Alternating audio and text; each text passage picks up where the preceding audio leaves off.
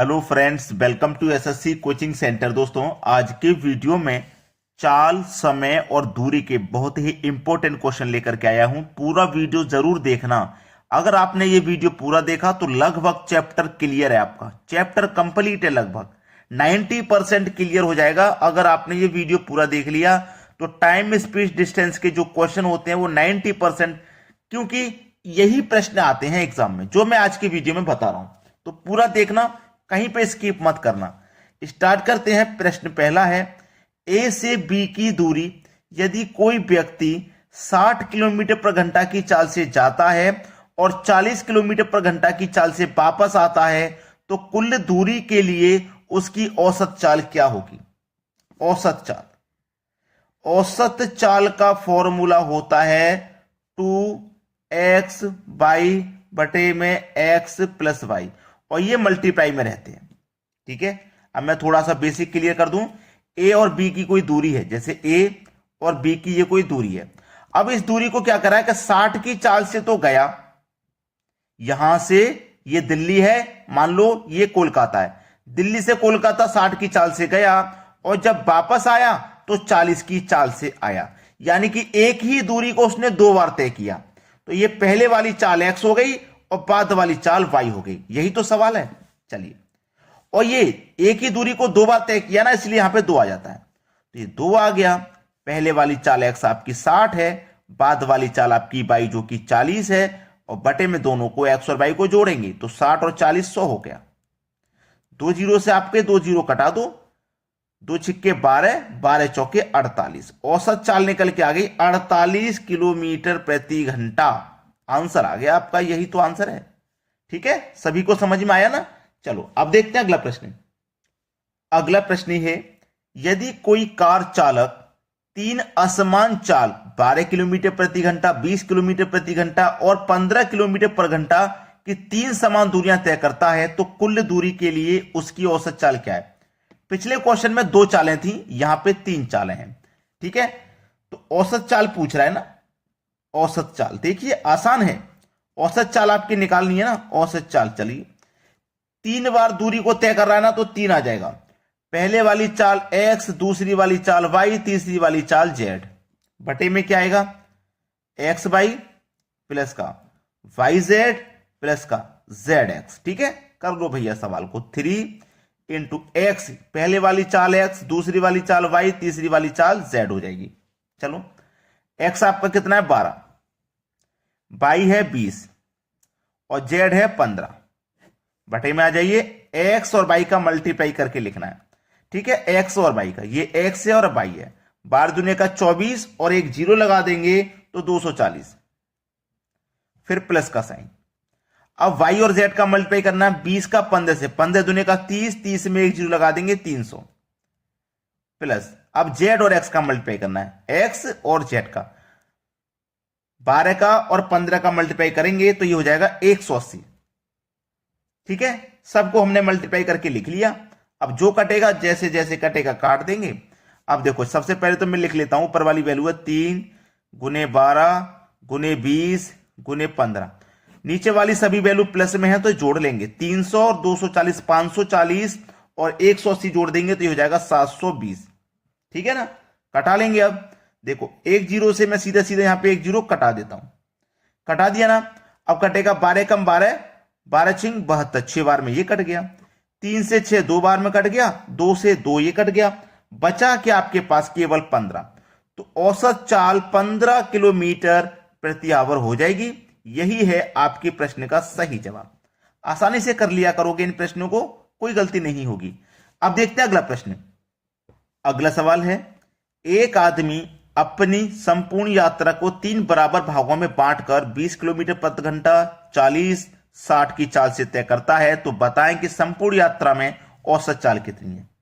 औसत चाल पूछ रहा है, औसत चाल। अब 3 चाल है ना, तो 3 आ जाएगा। पहली चाल x, दूसरी चाल y, तीसरी चाल z। ठीक है, पहले x y plus y z plus z x.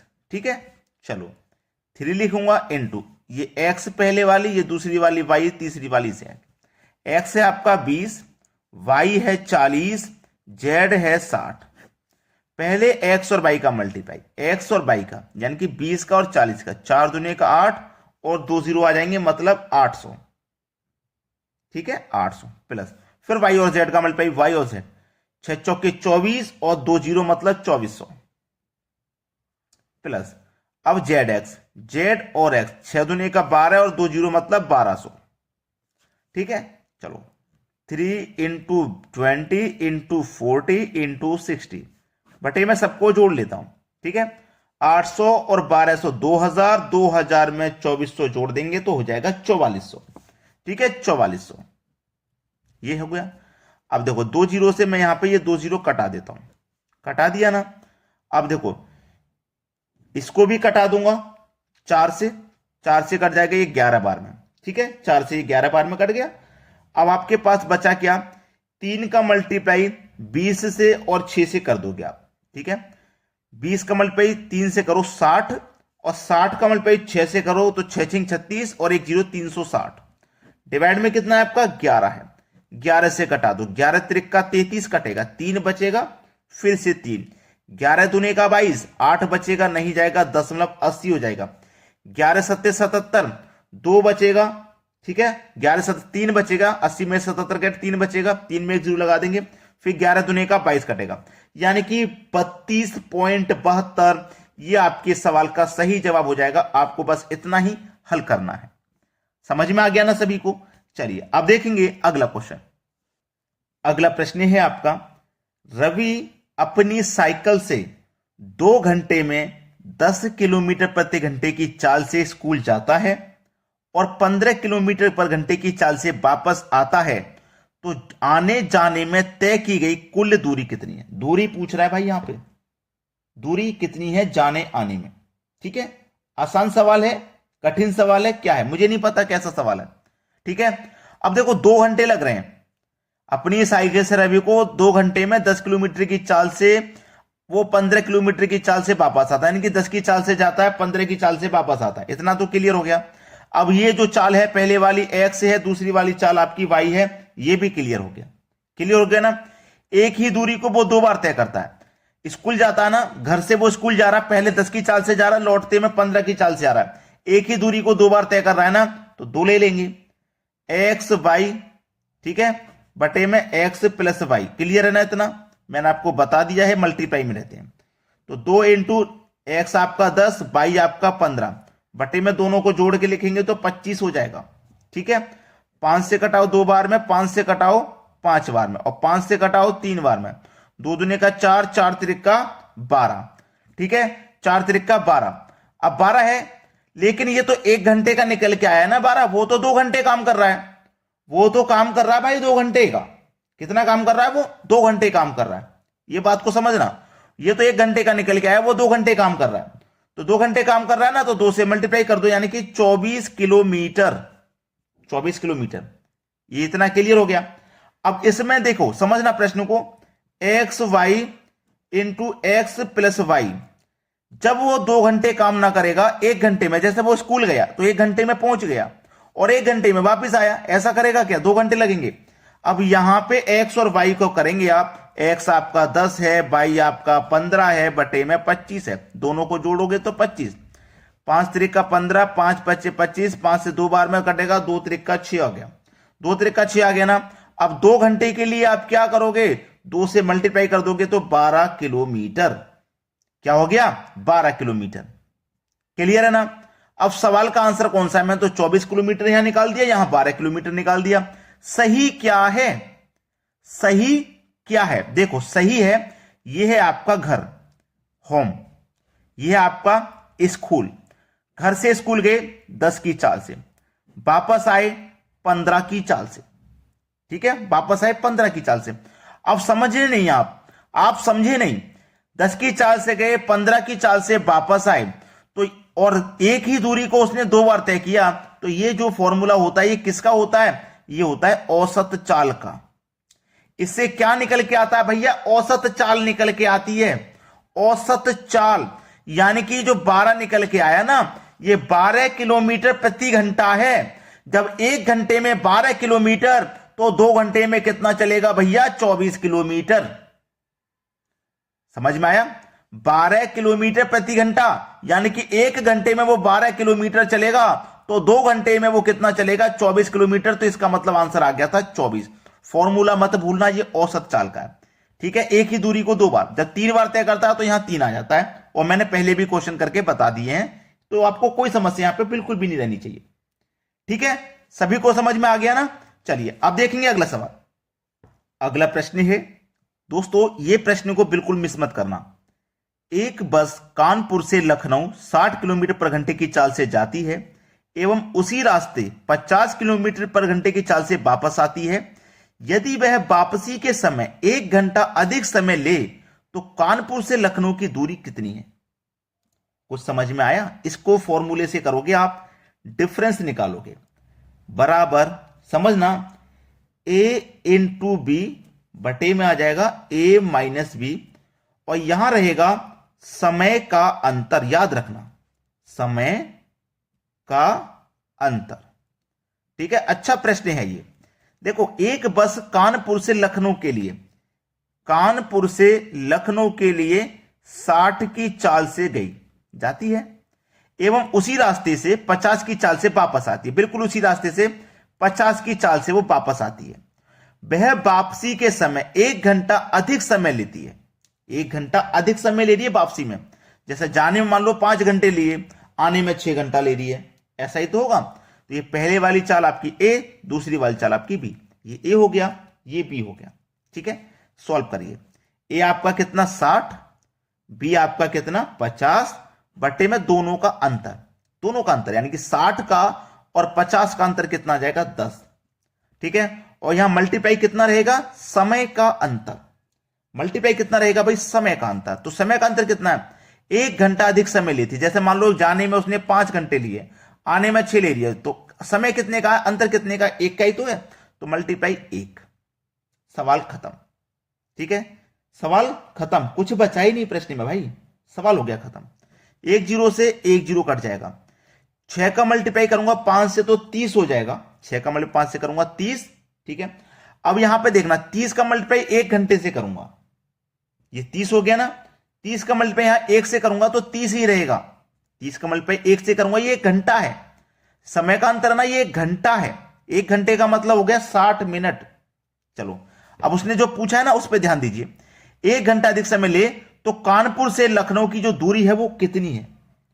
Kanpur से जो लखनऊ की दूरी है वो कितनी है? सवाल तो खत्म हो गया भैया। देखो, 0 से 0 कट गया, 60 का मल्टीप्लाई करो, 6 पंजे 30 और 1 0, 300 किलोमीटर। दोनों का मल्टीप्लाई क्या? 300। 300 का मल्टीप्लाई 1 से करेंगे 300 ही तो रहेगा, तो 300 किलोमीटर की दूरी है। ये आपके सवाल का बिल्कुल सही जवाब। आसानी से समझ में आ रहा है ना? कोई गलती मत कर देना इसमें। अब देखते हैं अगला प्रश्न।